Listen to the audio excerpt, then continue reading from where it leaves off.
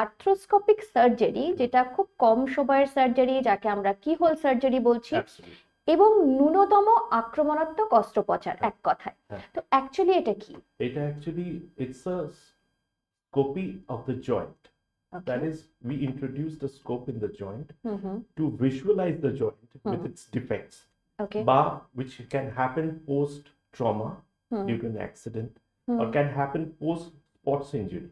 আচ্ছা। তো যেমন করে একটা আমাদের খুব সহজ বাংলা ভাষায় আমরা বলি পীঠস্থলীর পাথর বার করা যায়, ল্যাপ কলি, হুম হুম ল্যাপ্রোস্কোপিক কোলিসিস্টেক্টমি। হুম হুম হুম। তো সেরকমই আর্থ্রো ওয়ার্ডটার নাম মানে ওটা হচ্ছে জয়েন্টস।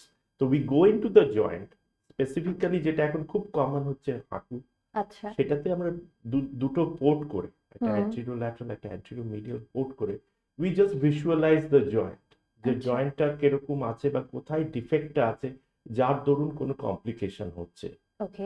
যার কোনো হিস্ট্রি থাকে, হয়তো হয়তো হুম পেশেন্ট হয়তো পড়ে গেছে বা একটা টুইস্টিং ইনজুরি হয়েছে, হুম হুম। বা অনেক সময় পেশেন্টের খেলতে গিয়ে হঠাৎ একটা আঘাত লাগলো, ওকে।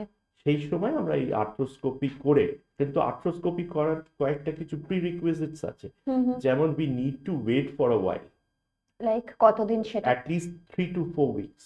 সঙ্গে সঙ্গে করা আচ্ছা যায় না, কারণ আচ্ছা। হেমার্থ্রোসিস হয়ে থাকে, মানে জয়েন্টটা সোয়েলেন হয়ে থাকে। ওকে। জয়েন্টটা সোয়েলেন হয়ে থাকলে সঙ্গে সঙ্গে করতে নেই। You need to take time to stabilize the knee and make the swelling come down, and আচ্ছা। Then you do the arthroscopy.